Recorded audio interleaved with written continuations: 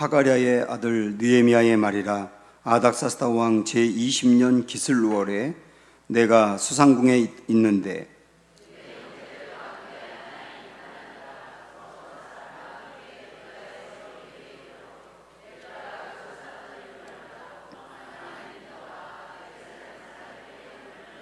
그들이 내게 이르되 사로잡힘을 면하고 남아있는 자들이 그 지방 거기에서 큰 환난을 당하고 능욕을 받으며 예루살렘 성은 허물어지고 성문들은 불탔다 하는지라.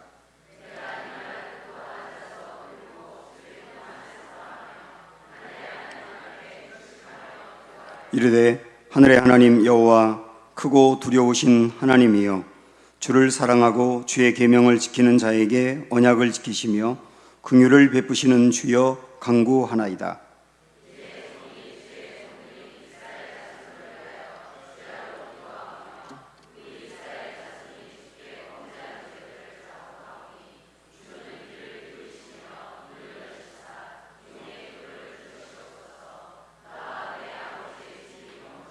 주를 향하여 크게 악을 행하여 주께서 주의 종 모세에게 명령하신 계명과 율례와 규례를 지키지 아니하였나이다.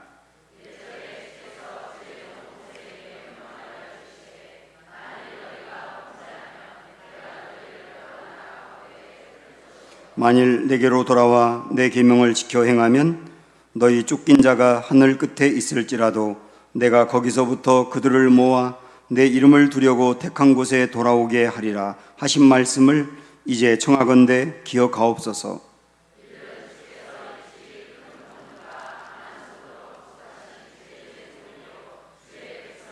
같이 읽습니다. 주여 구하오니 귀를 기울이사 종의 기도와 주의 이름을 경외하기를 기뻐하는 종들의 기도를 들으시고 오늘 종이 형통하여 이 사람 앞에서 은혜를 입게 하옵소서 하였나니 그때에 내가 왕의 술 관원이 되었느니라. 아멘. 느헤미야는 에스라와 비슷한 시기에 활동한 분입니다. 이스라엘이 포로에서 귀환했을 때 3차에 걸쳐서 이루어졌잖아요. 1차는 고레스 칙령이 BC 538년에 있었는데 그 일 있고 대략 20년 정도 흘러간 다음에 520년 정도의 1차 귀환이 있었습니다. 그때는 수룹바벨과 예수아를 중심으로 대략 한 5만 명 정도의 사람들이 귀환을 했고요. 그리고 한 76년 정도 흘러서 BC 444년에 이제 에스라를 중심으로 한 이 레위인들이 중심이 되어서 2차 귀환을 하게 됩니다. 그리고 한 20년 정도 지난 다음에 3차 귀환이 있었는데 그 3차 귀환단을 이끌고 온 사람이 느헤미야였어요. 그리고 유대 땅으로 돌아와서 이미 활동하고 있는 에스라와 함께 사회개혁과 말씀운동을 벌였던 분이 느헤미야입니다. 오늘 여러분 읽으신 11절 끝에 보면 느헤미야는 왕의 술 관원이 되었느니라 이랬지 않습니까? 페르시아의 왕, 페르시아 왕 아닥사스다라고 하는 왕의 술 관원이었습니다. 이 술 관원이 요새 이렇게 있는 술상무 그런 건 아니에요. 술상무 같은 건 아니고 옛날에는 시해 사건이 워낙 많았기 때문에 왕이 먹는 음식을 미리 맛보고 독이 있는지 없는지를 시음하는 사람이 있었거든요. 술도 마찬가지고 여러분 그 요셉 이야기 보시면 요셉이 보디발 때문에 옥에 갇혔을 때 거기서 술 맡은 관원장과 떡 맡은 관원장을 만나지 않습니까? 거기도 있잖아요. 그 사람들이 이제 술 맡은 관원장인데 느헤미야가 페르시아에서 그런 일을 했던 겁니다. 그렇게 평안하게 나름대로 살고 있는데 유대의 소식을 들어요. 자기의 영적인 고향인 유대 소식을 듣고 여러 가지 너무 많은 부분이 회파되고 심각한 문제가 있다는 것을 알고 그래서 그곳에 가가지고 총독의 위치에서 무너진 것들을 세우면서 회복을 이룬 그런 사람이 느헤미야죠. 오늘 이 느헤미야 첫 시간인데 먼저 우리가 생각하고 가야 될 게 뭐냐면 이런 겁니다. 느헤미야는 굉장히 신실하게 하나님을 믿고 민족을 사랑한 사람이에요.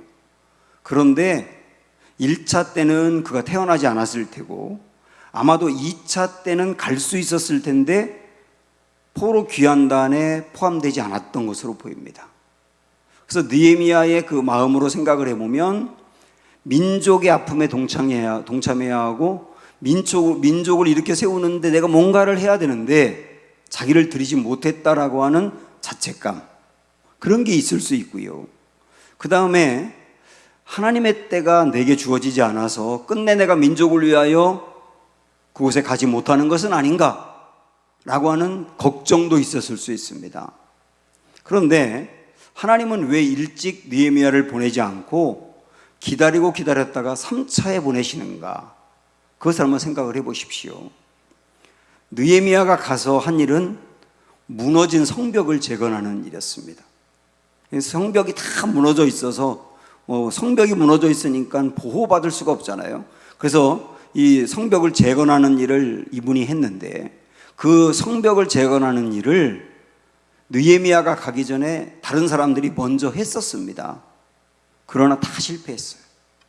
왜냐하면 방해하는 사람들이 워낙 많았고 또 성벽을 재건하는 일은 재정이 필요하다 보니까 돈이 없고, 그러니까 이러저러한 이유로 중단하고 포기하고 그렇고 수많은 시간이 흘러간 거예요. 그래서 그 성벽을 재건하는 일을 하려면 일단 방해하는 사람이 워낙 많기 때문에 페르시아 왕의 허락을 받아야 됩니다. 왕의 허락을 받으려면 어느 정도 왕과 대면할 수 있는 높은 위치에 있는 사람이 시도를 해야 되거든요, 이거는.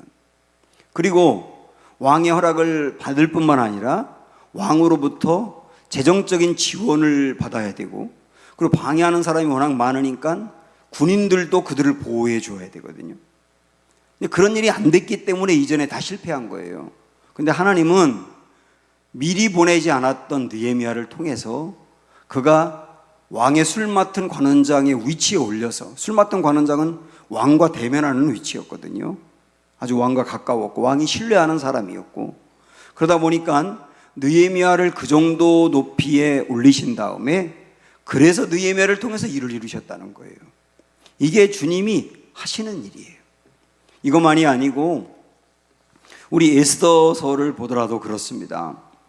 에스더서도 페르시아 지역에서 하만이라고 하는 아말렉의 후예가 유대인들을 정말 싫어해가지고 유대인들을 전부 다 진멸하려고 하는 계획을 세웁니다. 치밀하게. 그리고 왕의 허가를 받으면 돼요. 모든 게 다 준비가 되었어요. 그런데 이 일을 수포로 돌아가게 한 게 에스더 아닙니까? 에스더가 그 일을 가능했던 것은 왕비의 위치에 있었기 때문이에요. 왕비의 위치에 있어서 왕에게 나아가 담대하게 지금 민족의 이런 상황을 이야기하고 왕의 도움을 받았기 때문에 그게 가능했던 겁니다.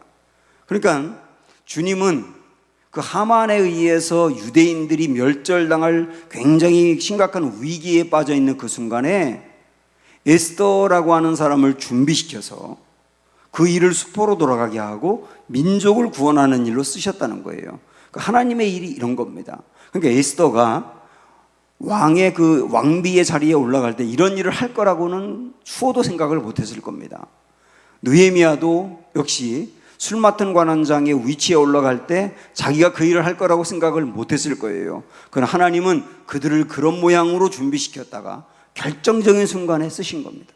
그러니까 이들의 입장에서 볼 때는 미리 어떤 민족을 위해서 일하지 않고 그냥 그곳에 준비만 되었던 것인데 그게 그들에게는 숨겨진 시간이 있을 수 있어요.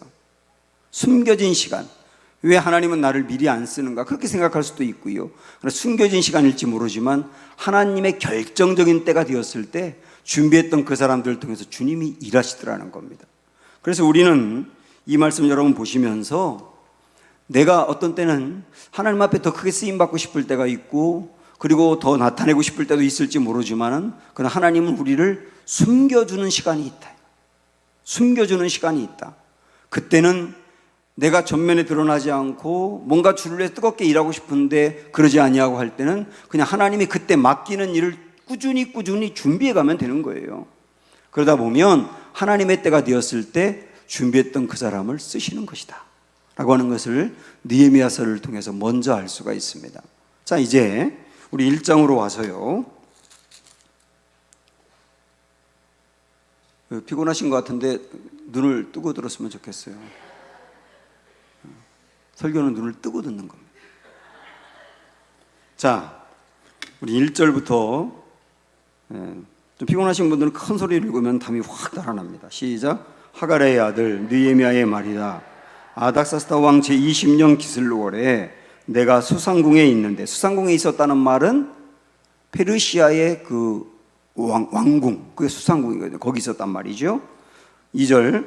내 형제들 가운데 하나인 하나니가 두어 사람과 함께 유다에서 내게 이르렀기로. 유다에 갔다 왔어요. 그래서 내가 그 사로잡힘을 면하고 남아있는 유대와 예루살렘의 사람들의 형편을 물었습니다. 갔다 오니까 그곳에 어떻든, 영적인 고향인 예루살렘이 어떻든 하고 물어봤답니다. 그때 3절 시작. 그들이 내게 이르되 사로잡힘을 면하고 남아있는 자들이 그 지방 거기에서 큰 환난을 당하고 능욕을 받으며 예루살렘 성은 허물어지고 성문들은 불탔다 하는지라. 이런 문제를 듣습니다. 문제를.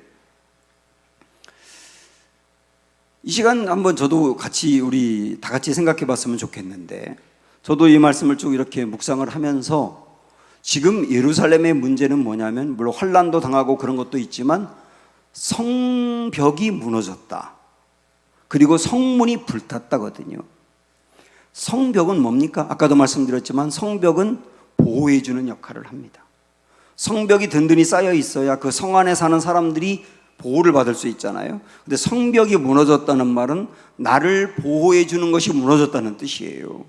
그래서 이 시간에 이거를 이때 당시 이야기로만 생각할 게 아니라 지금 말씀을 보는 저와 여러분들이 함께 묵상해야 될 게 뭐냐면, 나의 인생의 신앙의 성벽이 무너진 것을 보셔야 된단 말입니다.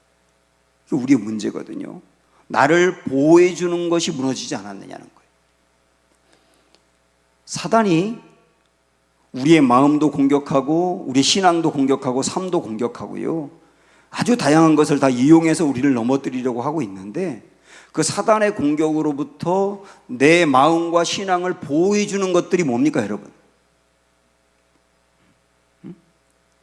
사단의 공격이 있고요, 조금 더 나아가면 우리가 살아가면서 만나는 환난도 있고, 그리고 사람들에 의해서 받는 어려움도 있어요. 그런 여러 가지 외적인 공격들이 있는데, 그 공격들로부터 여러분의 삶과 신앙을 보호해 주는 것이 뭐냐고요, 지금. 그게 기도고 말씀이고 예배죠. 그래서 예배를 잘 드릴 때, 내 마음이 보호를 받는 거예요. 다시 하나님을 붙들게 되고 사단에 흔들렸던 내 마음이 중심을 잡게 되고, 다시 하나님의 임재가 거기에 임하면서 힘을 얻게 되고. 그래서 예배라고 하는 것은 내 마음이 보호를 받는 시간이라고요. 그래서 우리는 한번 생각을 해보고 적용하는 겁니다. 내게 성벽이 무너졌다고 하는 것은 신앙적으로 내 마음을 보호하던 그 예배라고 하는 성벽이 무너져 있는 것은 아니냐. 예배가 어느 순간부터 나에게 흐트러져 있지는 않느냐 이거예요. 예배가 흐트러져 있지는 않느냐. 주일 낮 예배가 여러분에게 지금 중심이 잡혀 있느냐. 어느 순간부터 주일 낮 예배가 흐트러져 있지는 않느냐. 이런 것들을 점검해 보셔야 된다고요. 또 하나, 우리를 영적으로 보호하는 매우 중요한 게 사실 기도거든요. 기도를, 저도 새벽마다 기도하지만 기도의 줄, 저 같은 경우 기도의 줄, 기도의 그 힘, 기도 시간의 그 능력, 이런 것들이 무너질 때가 있어요. 그리고 기도가 무너지면 목회가 무너지는 걸 경험해요, 저는. 그 시간이 정말 저에게 중요하거든요.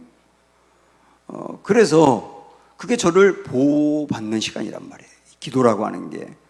여러분도 기도도 마찬가지일 텐데, 어느 순간부터 여러분의 기도가 무너져 있지는 않나요? 진지하게 하나님 앞에 나가서 꾸준히 시간을 지켜가며, 그때 주님과 대면하고 주님과 교제하며, 그때 주님을 붙들고 거기서 힘을 얻고 일어서고 그랬던 기도의 시간이 무너져 있지 않느냐는 거예요. 이런 게 지금 우리에게 무너진 성벽이 아니겠느냐는 겁니다. 그리고 또 하나, 성문이 불탔다 그랬습니다. 문이 없어진 거예요.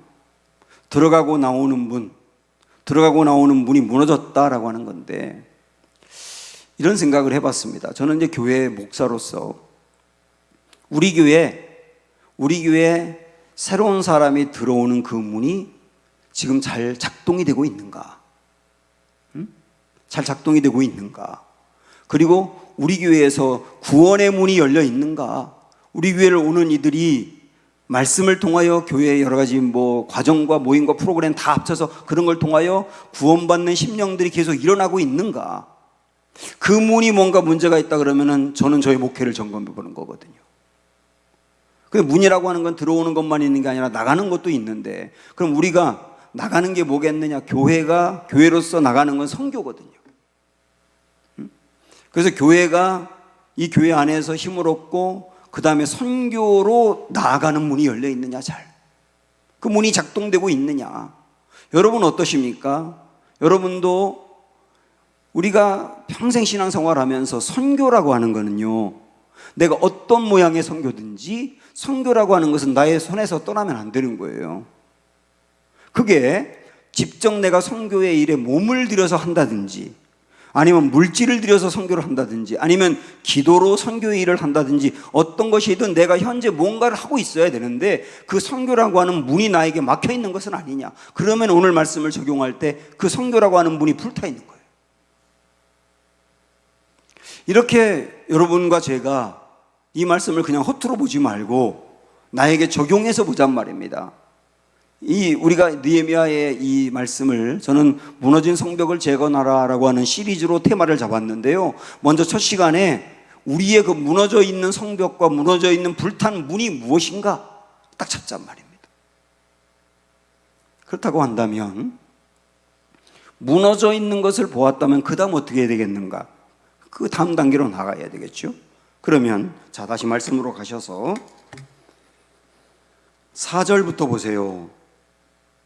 성이 허물어지고 성문이 불탔다는 말을 들은 다음에 4절 시작. 내가 이 말을 듣고 앉아서 울고 수일 동안 슬퍼하며 그랬습니다. 울고 슬퍼했답니다. 여기서 이런 생각을 해봤습니다. 느헤미야는 이미 태어났을 때 페르시아에서 있었어요. 그는 예루살렘이라는 데를 가본 적이 없어요. 예루살렘에서 포로로 끌려간 사람들의 후손으로 태어난 거거든요. 그러니까 원래 이스라엘에서 태어나 자란 사람이 아니고 그 2세도 아니고 3세 그 이상일 가능성도 있어요. 그러면 이런 생각을 해보십시오. 지금 미국에서, 우리나라에 살다가 미국으로 이민 간 사람들이 있지만 미국에서 태어난 2세들이 있잖아요. 2세, 3세, 그 친구들이 우리나라에 대해서 아파하는 마음이 있을까? 어떻게 생각하세요? 우리나라에 안보에 문제가 있다든지 경제적으로 큰 어려움이 있다 그럴 때 그 소식을 미국에서 듣고, 야, 내 조국이 이런 큰 어려움이 있구나 하고 슬퍼할까? 2세들, 3세들이 슬퍼할까? 저는 거의 없을 거라고 봐요. 그리고 이 나라에 만약에 절대 그런 일은 없겠지만 전쟁이 일어났다 그러면 걔네들이 우리 조국을 지켜야 돼, 그리고 비행기 타고 올까? 여기서 도망가지 않으면 다행이지. 그런데 그렇게 생각을 해보면서 느헤미야를 보시라고요. 느헤미야는 예루살렘에서 전혀 태어나지 않았고 한참 후에 페르시아에서 태어난 사람인데 민족의 아픔을 듣고 어떻게 했다 그러냐면 슬퍼했대요. 하루 종일 슬퍼했대요. 야, 이게 유대인의 힘이구나 하는 걸 알게 됐어요. 이게 유대인의 힘이구나. 비록 거기서 태어나서 자랐다 하더라도 부모들이 그 자녀들에게 철저히 하나님에 대해서 이야기했고 민족에 대해서 이야기한 거예요. 실질적으로 지금도 유대인들은 지금까지 절기를 지키지 않습니까?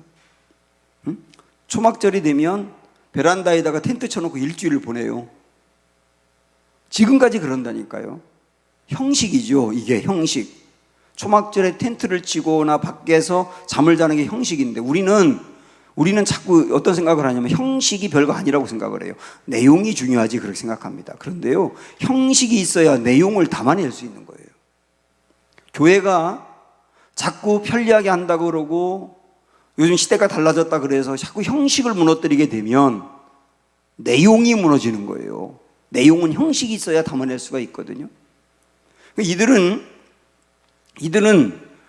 절기를 철저히 지키는 거예요. 그러면서 절기 때 후손들에게 이야기하고 하나님에 대해서 얘기하고 민족에 대해서 얘기해서 나중에 태어난 그 아이들도 마치 예루살렘에서 태어난 것처럼 민족에 대한 사랑이 있단 말입니다. 이건 정말 우리가 배워야 될 일이라고 봅니다. 그래서 슬퍼하게 된 거예요. 자, 그런데요, 민족의 문제를 듣고 슬퍼했습니다. 하루 종일 울었어요. 근데 이렇게 끝나면 아무 일도 일어나지 않아요.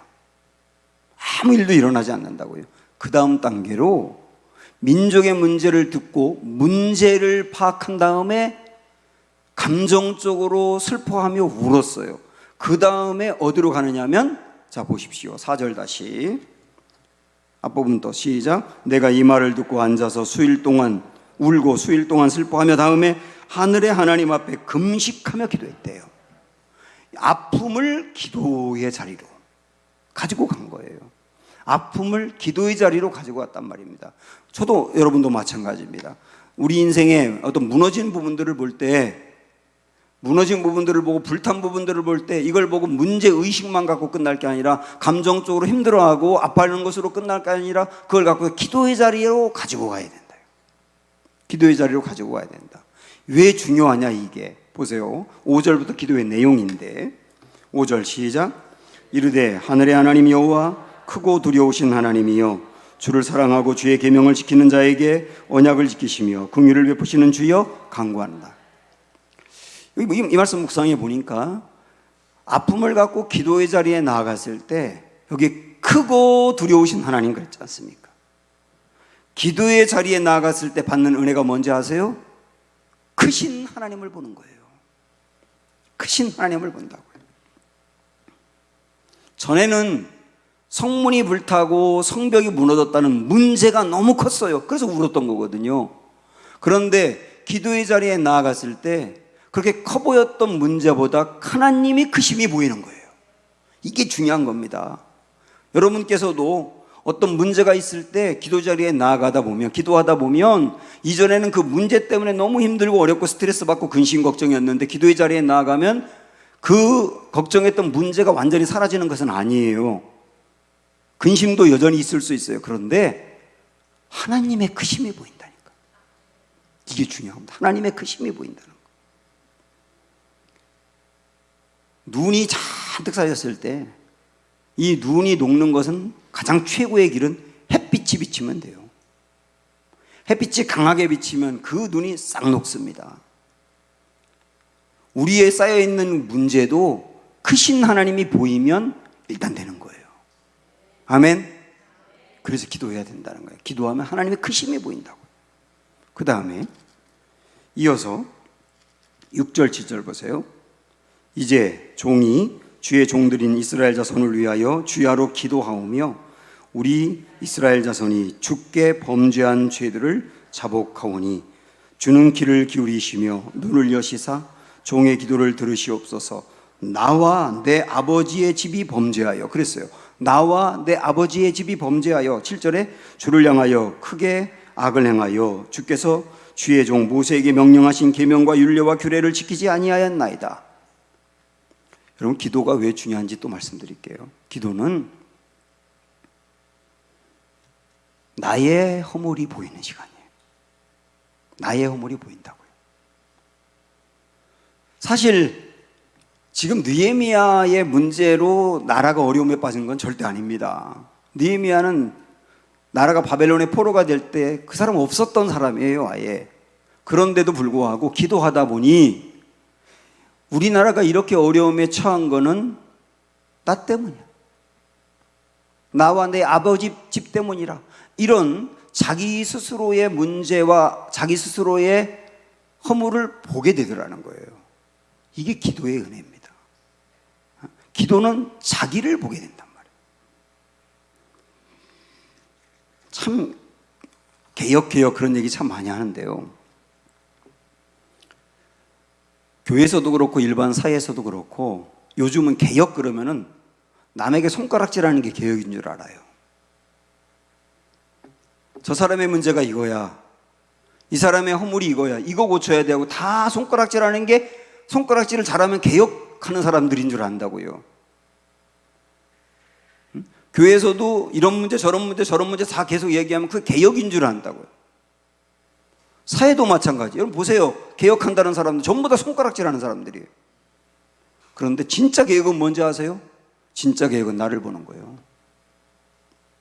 나에게 손가락질하는 거예요. 내 문제가 뭔가. 그 진짜 개혁이라니까. 왜냐하면 다른 사람에게 손가락질하면 이 문제가 저 문제가 있다, 그 사람 절대 못 고칩니다. 이 손가락질해서 그게 문제야, 그게 고치는 줄 아세요? 절대 안 고쳐요. 그런데 내 문제구나라고 나를 손가락질하는 순간 내가 변하기 시작하는 거예요. 근데 그걸 못 보는 거예요. 사람들은 언제 보느냐? 기도하면 보이는 거예요. 기도하면 내가 보이거든요. 그게 참 은혜입니다. 그래서 그렇게 기도하면서 크신 하나님이 보였어요. 그 다음에 자기가 보였어요. 또 하나는 이번에는 8절 9절 봅니다. 8절 9절 시작. 옛적에 주께서 주의 종 모세에게 명령하여 이르시되 만일 너희가 범죄하면 내가 너희를 여러 나라 가운데에 흩을 것이요 만일 내게로 돌아와 내 계명을 지켜 행하면 너희 쫓긴 자가 하늘 끝에 있을지라도 내가 거기서부터 그들을 모아 내 이름을 두려고 택한 곳에 돌아오게 하리라 하신 말씀을 이제 청하건대 기억하옵소서. 기도할 때 또 뭐가 보이냐면 하나님의 약속이 보이는 거예요. 하나님이 미리 모세를 통하여 하신 약속, 그 약속이 보인다고요. 언약이 보인다고요. 언약이 보이면 뭐가 생기느냐면 확신이 생기는 거예요. 왜 그런지 아세요? 하나님의 언약은 반드시 이루어지니까.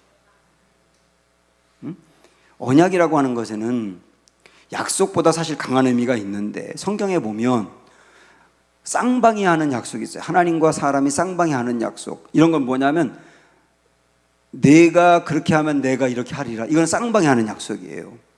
그때는 그런 말씀은 내가 그렇게 지킬 때 하나님이 그런 은혜를 베풀어 주세요. 그런데 성경에는 쌍방이 하는 그런 약속만 있는 게 아니라 하나님이 일방적으로 주는 언약이 있어요. 우리가 어떠하든 상관없이 하나님이 이루신다는 거. 그게 가나안 땅에 들어간다는 약속이라든지, 바벨론의 포로가 되었다가 70년 만에 돌아온다는 약속이라든지, 우리 구원에 대한 약속이라든지, 이런 것들은 우리의 어떠함 때문에 하나님이 이루는 게 아니라 하나님이 혼자서 약속하시고 반드시 이룰 내용이라고요. 그래서 기도할 때 언약의 하나님을 알게 되고 붙들게 된다는 말은, 야, 하나님이 반드시 이루신다라고 하는 확신이 생긴단 말이에요. 문제에 대하여. 그래서 기도가 중요한 겁니다. 여기까지 기도했는데 그 다음 말씀을 보기 전에 먼저 생각해야 될 게 뭐냐면, 느헤미야는 보세요. 느헤미야는 기도하다 보니, 문제가 있을 때 기도하다 보니 하나님이 커 보였어요. 그만큼 문제는 작아 보였던 거지요. 그리고 내가 보였어요. 내 문제구나 하고요. 회개했어요. 그리고 언약의 하나님을 붙드니까 확신이 생겨요. 그 다음에 10절 11절 읽을 텐데 그 전에 우리가 먼저 봐야 될 게 뭐냐면 이런 게 있었던 겁니다.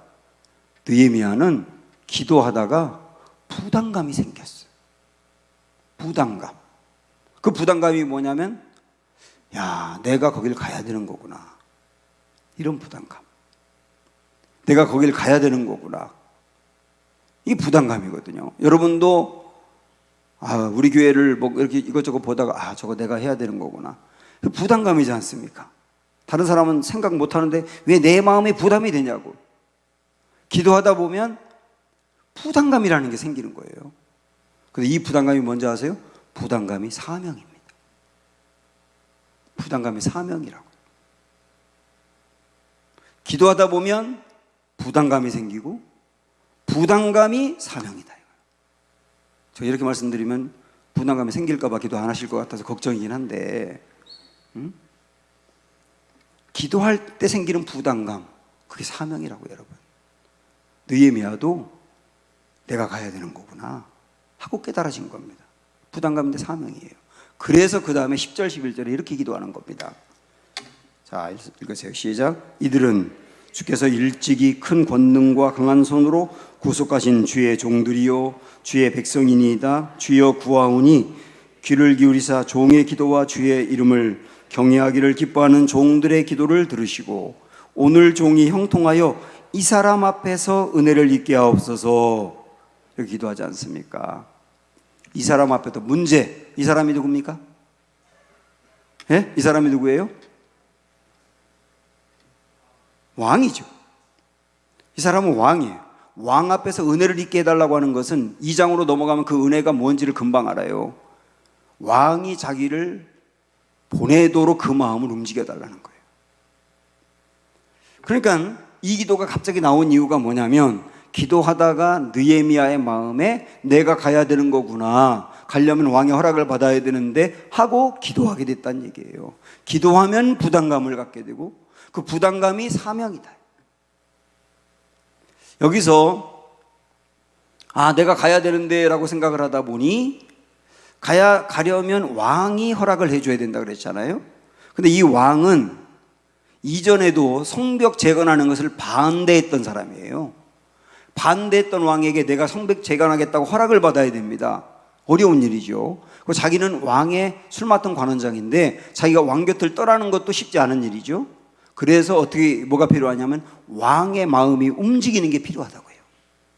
그래서 이 사람 앞에서 은혜를 잊게 해달라는 말은 무슨 뜻이냐면 왕의 마음을 움직여달라는 기도입니다. 이 기도가 중요한 거예요. 왕의 마음을 움직여달라는 기도. 고레스가 이스라엘 백성들을 귀환하도록 허락을 해줬는데, 우리 에스라 말씀 금요기도회 때도 들었지만 그 에스라 1장 1절에 보면 고레스 왕이 갑자기 유대인들에게 돌아가서 성전을 건축해도 좋다라고 허락한 것은 왕이 그 마음을 감동시켰기 때문이라고 나와요. 왕이 그 마음을 감동시켰다는 말은 뭡니까? 왕의 마음을 움직였다는 겁니다. 하나님이.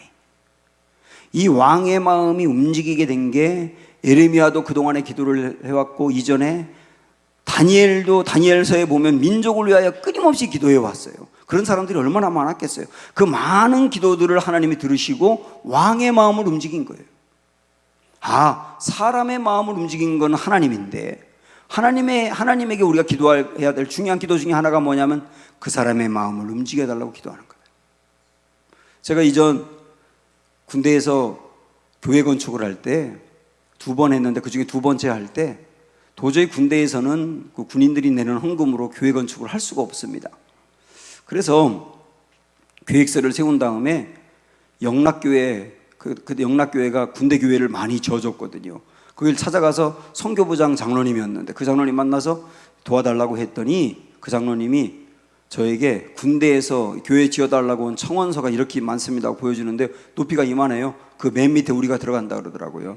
이 순서대로 하면 3년 후쯤에 된대요. 그래서 거절당한 거죠, 제가. 그리고 돌아왔는데 그 다음에 군종들이 우리 그 교회 건축하자고 포기하지 말아달라고 막 울면서 저한테 애원하고 해가지고, 그래서 군인들과 저희가 작정헌금 드리고 작정헌금 드린 리스트를 가지고 제가 정말 열심히 기도했어요. 그 선교부장 장로님 마음 움직여달라고. 다시 찾아갔어요. 다시 찾아가서 장로님 만나서 보라고, 군인들이 작정헌금했다고. 얘 병장인데 얘 100만 원 헌금했다고 얘 200만 원 했다고. 정말 200만 원 한 애가 있었어요. 우리 교회 왔었잖아요, 그 친구. 그걸 쭉 보여주면서 장로님에게 얘기했더니 장로님 마음에 감동을 받아가지고 저한테 뭐라 그러냐면 목사님 내게 맨 위에 올라왔습니다. 그래서 줬잖아요, 교회를. 제가요 그때 금식이라는 걸 했어요. 저는 절대로 금식 안 하는 사람입니다. 제가 원래 지지난주 월요일날 건강검진을 받아야 되는데 신청했더니 1시 반에 오래요. 아침 점심 2끼를 금식하고 오래요. 제가 안 갔어요. 그리고 내일 모레 갑니다. 7시 반에 오라고 했기 때문에 한 끼만 금식하면 되니까. 저는 절대 금식 못합니다. 그런데도 제가 이 일을 위하여 금식하며 정말 간절히 기도하고 사람의 마음을 움직여 달라고. 사랑하는 여러분, 잠언서 21장 1절에 제가 그냥 읽어드릴게요. 왕의 마음이 여호와의 손에 있음이 마치 봇물과 같아서, 봇물은 저수지의 물입니다. 그가 임의로 인도하시느니라. 저수지에 수문이 닫혀 있다가 열면 물이 싹 빠져나가고 닫으면 안 나가는 것처럼 왕의 마음을 열고 닫는 거 하나님이 하신다는 거예요. 사람의 마음은 하나님이 여신다는 거예요. 여러분, 자녀들의 마음 열어야 됩니까? 부모님의 마음 열어야 됩니까? 일터에서 어떤 사람의 마음을 열어야 됩니까? 기도하세요. 그 마음 열어달라고, 그 마음 움직여달라고 기도하세요. 느헤미야는 이 기도를 통하여 하나님의 은혜를 발견하게 됩니다. 기도가 이렇게 중요한 것입니다. 사랑하는 여러분, 제가 늘 기도 설교하면서 걱정되는 거는 기도 설교는 기도해야만 맛인데 이런 생각이 들어요. 그러니까 다시 기도의 자리에 나와서 무너진 성벽이 재건되는 은혜가 있기를 축원합니다.